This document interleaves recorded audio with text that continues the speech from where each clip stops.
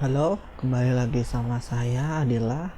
Di video kali ini saya akan memandu kalian untuk membuat login dan register atau pintu masuk untuk aplikasi kita.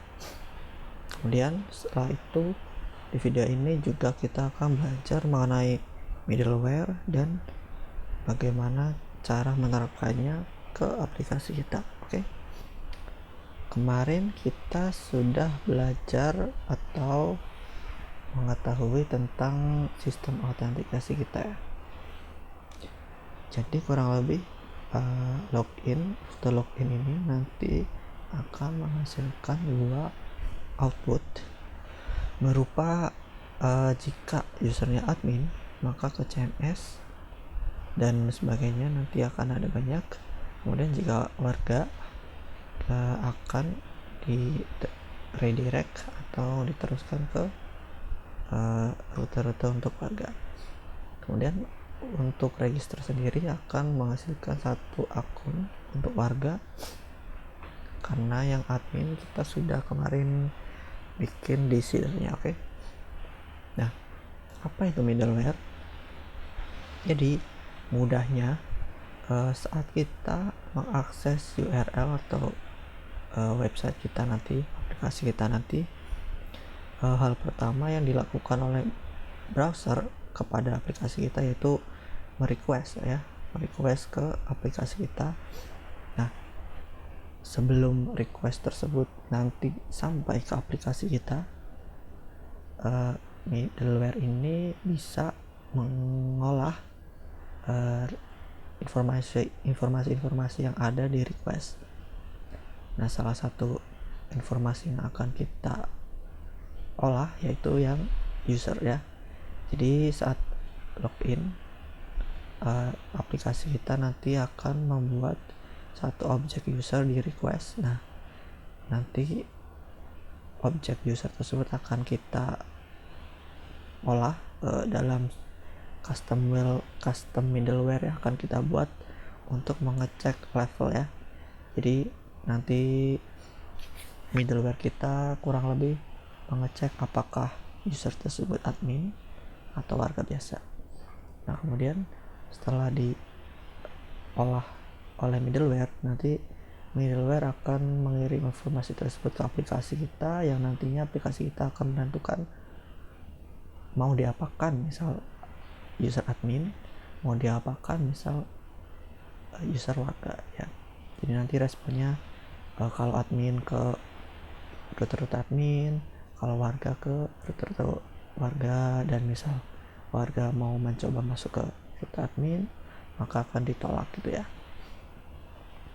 Nah, kurang lebih middleware-nya simple seperti ini saja untuk mengecek level dari user tersebut ya.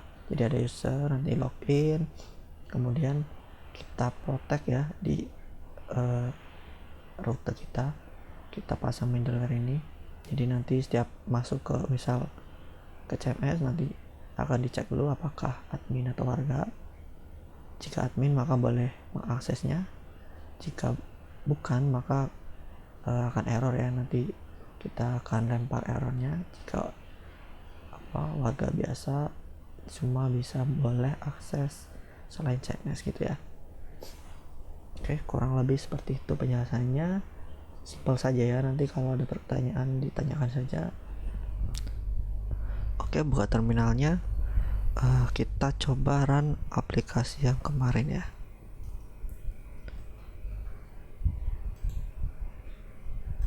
Nah, seharusnya kita sudah melihat halaman welcome dari Laravel ya. Kemudian kita cancel saja dulu. Kemudian kita buka kode editor kita. Saya sudah membukanya ya. Nah, kemudian kita akan membuat login dan register ya. Untuk itu ada satu fitur oleh Laravel agar kita cepat membuat sistem autentikasi ya. Tapi yang dari Laravel ini sangat simpel, hanya ada login dan register. Jadi langsung saja kita gunakan dengan menjalankan command php artisan make -2 out ya. Ini nanti akan mengenerate beberapa file gitu beserta view-viewnya, ada login dan register saja. Nah, nanti akan ada pesan authentication scaffolding generated successfully. Itu artinya Laravel sudah membuatkan sistem autentikasi ke aplikasi kita. Kita coba jalankan aplikasi kita, kemudian kita coba refresh. Nah, sini ada 2 tombol ya, tombol login dan register, dan kalau kita lihat di bawah kiri itu sudah dibuatkan rutenya juga, rute untuk login, rute untuk register. Coba login dulu, karena kemarin kita sudah membuat akun admin ya, dengan email admin@admin.com dan password admin123. Seharusnya saat kita login dengan akun tersebut, kita langsung terautentikasi sebagai admin dan diarahkan ke /home. Kita coba ya. Nabila admin.com admin login. Nah, ini berarti kita sudah login, sudah terautentikasi sebagai admin ya, karena kemarin kita memasukkan namanya admin, jadi muncul di sini admin. Kemudian dibuatkan /home ya oleh Laravel. Tampilannya seperti ini. Kita logout dulu saja. Kemudian setelah membuat dan berhasil login, selanjutnya kita akan mengedit ya bagian register ini, karena kemarin kita sudah memodif menambahkan kolom NIK ke user table kita. Jadi saat register kita juga harus memasukkan NIK tersebut. Kalau kita langsung mendaftarkan akun, maka Laravel akan melemparkan error ya. Kita coba dulu Manila, itu namanya Manila. Kita coba register. Nah, nanti akan ada error field NIK tidak mempunyai default value ya, karena kemarin kita tidak set default value-nya, maka kita harus menginput manual dari sisi kliennya. Oke, langsung saja kita ke codingan, buka text editornya. Kemudian untuk pertama kita akan mengedit tampilannya dulu ya. Jadi biar ada NIK di bawah name. Oke. Kita buka resources, terus folder views, kemudian folder auth, kemudian register, file register.blade.php. Nah, di sini ada input name ya. Ini kita copy paste saja di bawahnya. Sini. Kemudian kita ganti semua yang name menjadi NIK ya. Nah, ini kalau kalian pakai VS Code juga, kalau kayak gini kan tidak enak ya, kita harus geser-geser layarnya. Kalian bisa pencet ALTZ ya. Nah, maka dia akan otomatis kepotong gitu ya ke bawah, jadi tidak bablas ke sana. Kalau kalian pakai text editor yang lain, kalian coba cari word wrap ya. Oke, lanjut. Kita ubah semua yang name menjadi NIK ya. Kalau kalian pakai VS Code ya, sekali lagi kalian bisa memilih langsung beberapa ini ya, value itu yang sama itu. Jadi kalian tinggal pencet ctrl+d, misal saya ingin memilih semua yang name gitu, klik 2 kali, terus kita ctrl+d. Nah, ya kan select ya.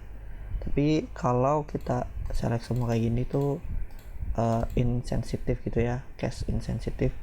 Kita maunya itu yang kecil-kecil saja ya, yang gede itu nanti gede gitu. Kita jangan select dulu, kita masukkan di sini aja kursornya, terus ctrld, terus ctrld lagi. Nah, dia akan milih yang persis ya, yang sama persis, dan kita ctrld lagi. Nah, kita nggak mau milih yang ini ya, kita langsung ganti di sini saja dulu, NIK ya. Kemudian kita pilih kita taruh kursor di sini, ctrld lagi. Nah, sudah segitu saja. Kemudian kita ganti NIK. Oke. Dan labelnya kita ganti NIK gede semua. Kemudian ada lagi, kita hapus autofokusnya ya, satu saja autofokusnya. Sepertinya sudah itu saja. Kita save, coba lihat aplikasi kita refresh. Nah, akan muncul satu field tambahan yang sudah kita tambahin tadi, yaitu field NIK ini. Sekarang kalau kita inputkan, oh ya, field NIK ini masih boleh masukkan alfabet ya. Jadi kita harus setting dulu fieldnya, input fieldnya biar tidak bukan teks lah, kita ganti number. Ini karena kita copy dari name, masih teks, kita ganti number biar inputnya number gitu ya. Dan kita reload, refresh. Nah, ini sudah number gitu ya. Nah, ini kalau kita request lagi itu masih error ya, karena aplikasi kita masih belum tahu input field ini ternyata akan masukkan ke database. Jadi kita setting dulu di aplikasi kita tutup dulu. Oke, kita akan memodifikasi controller dari register ya. Jadi kalau kita pakai PHP make out, kalau kita lihat di routes kita, di sini akan ada routes gitu ya.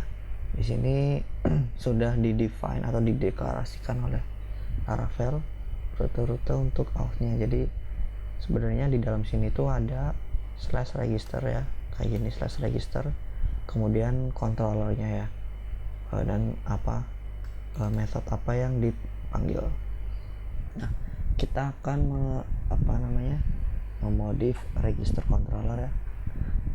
Jadi letak kontrolnya ada di app, kemudian http controllers, dan di auth, kemudian di register controller. Nah, di sini ada dua function ya, satu untuk function validator, satu function create. Nah, validator ini untuk memvalidasi inputan kita ya, sesuai dengan role-nya yang ada. Ini ada required, string, terus max-nya berapa. Di ini kalau required itu harus diisi, tidak boleh kosong. Terus yang ini data type-nya string, tidak boleh selain string. Kemudian ada max ini input yang boleh pokoknya tidak boleh lebih dari 255 karakter ya untuk string. Nah, karena kemarin kita sudah memodifikasi, menambahkan NIK, nah kita harus mengaturnya juga di sini biar sesuai dengan apa yang kita mau. Nah, kita coba langsung saja nambahkan NIK, key-nya NIK, kemudian panah gemuk dan array. Yang rule yang pertama yang saya set adalah required ya, harus diisi. Kemudian string, kemudian size-nya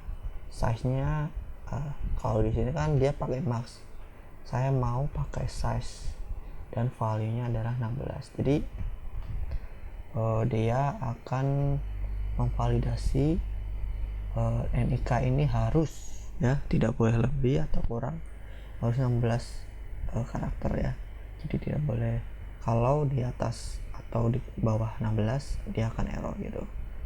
Kemudian satu lagi untuk unique ya, di sini kita langsung masukkan tabelnya. Jadi ini kita hapus saja.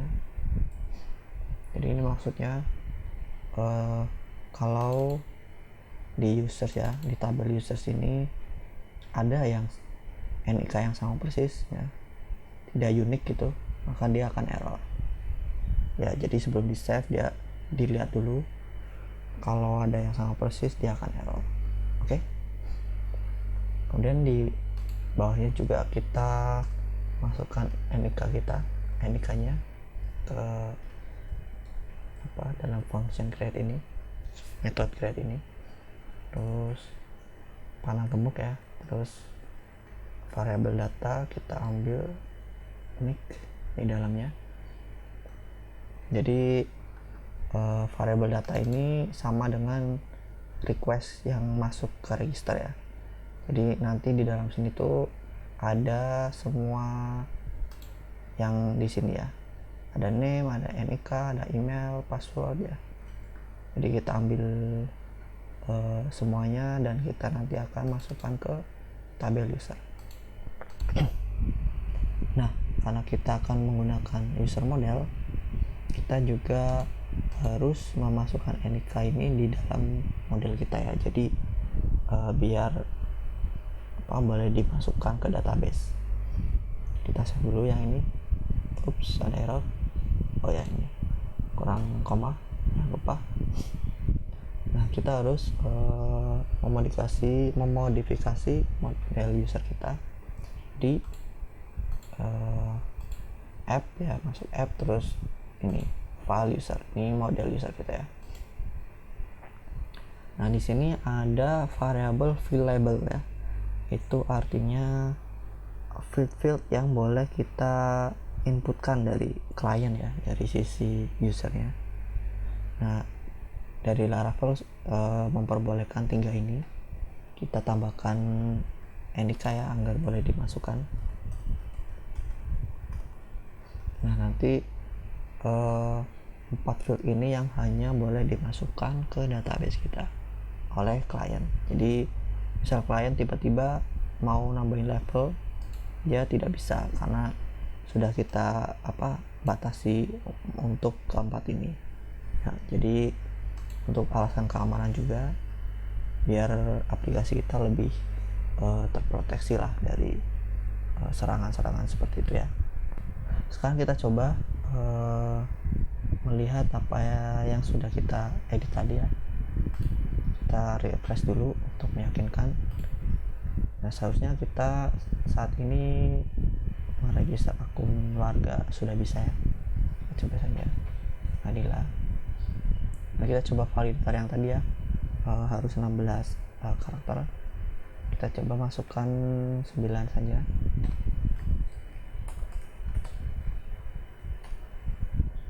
Nah, kalau kita register nanti akan ada error. Nah, sini validator memunculkan pesan error bahwa NIK ini harus 16 karakter. Oke, sekarang kita isi saja.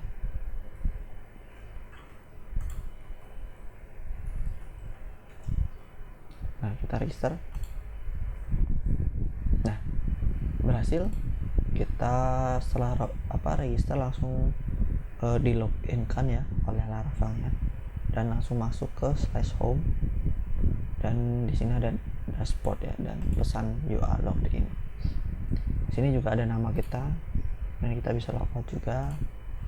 Nah, kalau kita cek di database kita akan ada file akan ada data untuk akun yang baru ya. Nih, Dila, NIK-nya, levelnya, warga, dan sebagainya. Oke, yang selanjutnya kita akan membuat satu lagi rute ya, biar nanti kita akan simulasi redirect ya. Jadi jika yang masuk admin nanti akan redirect ke CMS misalnya, jika yang masuk adalah warga akan ke home misalnya.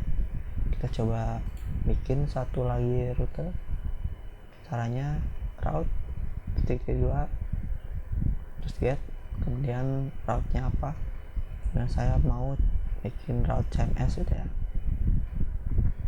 Nah nanti di sini kita akan memasukkan controller ya untuk menghandle request. Untuk saat ini kita akan panggil closure saja, function anonymous ya kalau di JavaScript. Kemudian kita coba langsung return apa saja ya, misal bisa hello admin, hello CMS gitu ya.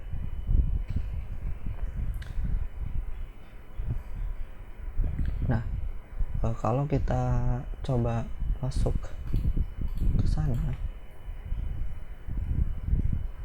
nah karena pesan hello CMS gitu ya.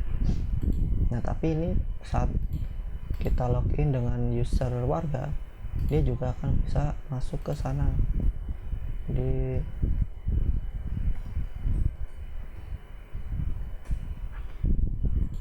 /cms. Nah dia masih bisa akses CMS. Nah nanti itu fungsinya middleware ya.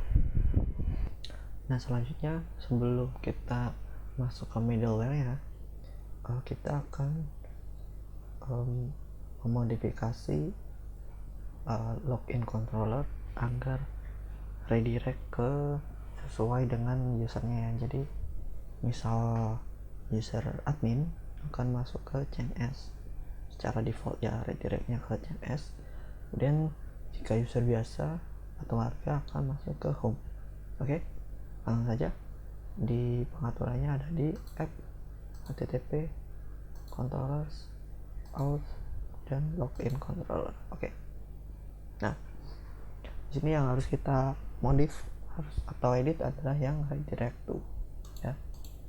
Nah, kalian bisa copy aja nih, copy, kemudian kita jadikan dia sebuah function ya, panggilnya function, dan paste ya yang tadi kita copy redirect to itu, dan kurung buka tutup, kemudian curly brace ya. Nah dalam sini kita akan define rule-nya ya. Jadi jika admin akan ke CMS, jika user akan ke home misalnya. Nah kita berarti harus mengambil atau menggunakan objek user yang sudah dibuat ya.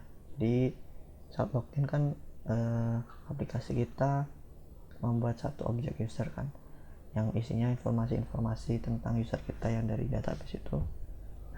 Cara mengaksesnya bagaimana? Kita bisa pakai dua cara sih.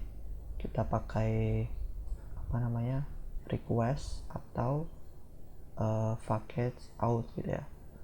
Kita pakai yang mudah saja, package out. Sebenarnya sama saja sih. Dia importnya langsung out ini bisa, atau illuminate atau support package out gitu ya. Langsung kita coba ya. Kita bisa mendebug, kita pengen lihat isi dari out ini apa aja. Kita bisa menjalankan command perintah dd, terus kemudian objeknya, terus kemudian saya mau melihat isi usernya itu siapa gitu ya. Jadi kita dd gitu, terus panggil kelas out ini dan metodenya user. Jadi ini akan print ya objek user. Kemudian kita masuk ke login. Kita login dulu.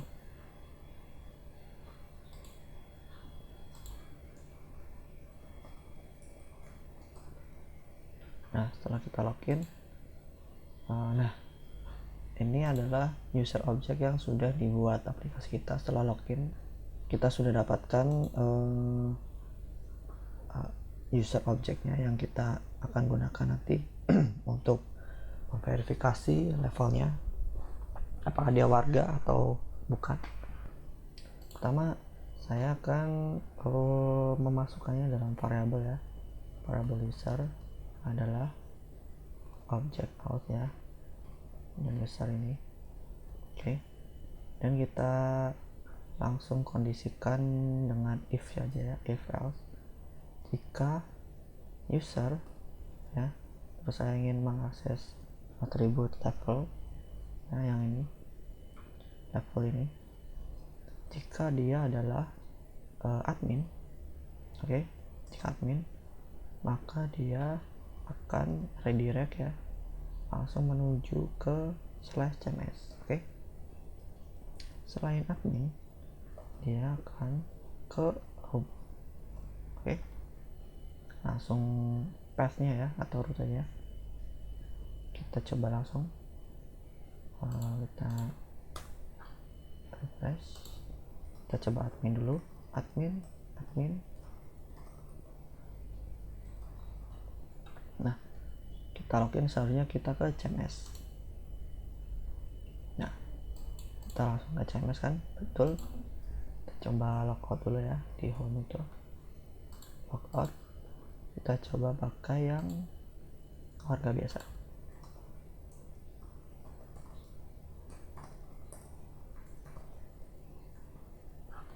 Nah, coba login. Nah, dia akan langsung ke home. Oke, kita sukses meredirect user kita. Jika admin akan ke CMS, jika selain admin akan ke home. Oke, setelah kita tadi mengecek level dari user tersebut yang akan login nanti, selanjutnya kita akan mengecek status dari akun tersebut ya, apakah dia aktif atau tidak aktif. Kalau kita lihat di database kita kemarin, kita membuat satu kolom yang bernama status. Nah, yang ini ya. Jadi nanti kita akan mengecek apakah statusnya itu 1 atau 0. Kita langsung saja di sini, di file yang sama, kita autentikasinya di atas pengecekan level ya. Kita bisa langsung saja pakai conditional if. Jika kita ambil user dan panah kecil, atributnya status. Oke, jika statusnya 1, berarti dia aktif ya. Jika aktif, maka dia boleh lanjut. Oke, ini masukin saja. Ini kalau kalian pakai VS Code, ini tinggal select line-nya, terus pakai ALT arah atas atau bawah gitu ya. Nah, kalau enggak, kalian langsung cut saja ini,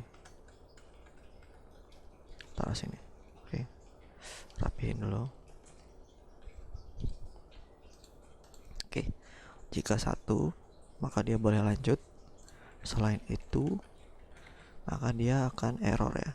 Mungkin pertama kita harus logoutkan dulu, karena jika benar loginnya, maka dia bisa terautentikasi kan. Nah, akhirnya kemudian kita logoutkan dulu. Logout.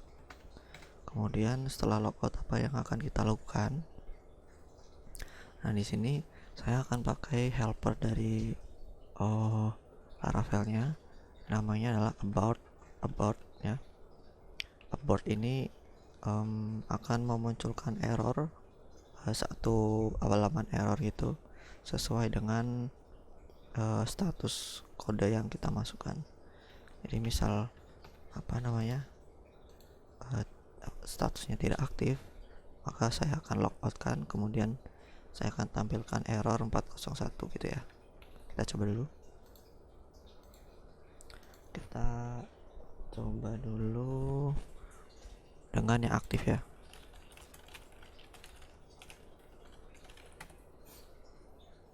Masih bisa.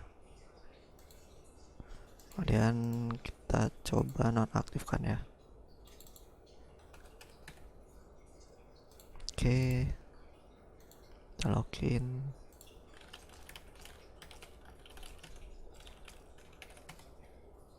Nah, sini akan ada error 401 unauthorized. Oke, sepertinya untuk video kali ini sampai sini dulu karena sudah panjang ya ternyata. Untuk middleware-nya nanti saya akan buatkan video sendiri habis ini. Kita akan membuat autentikasi ya di middleware-nya. Jika user biasa masuk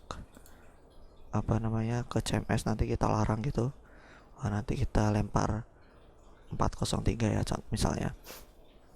Oke, sampai berjumpa di video selanjutnya.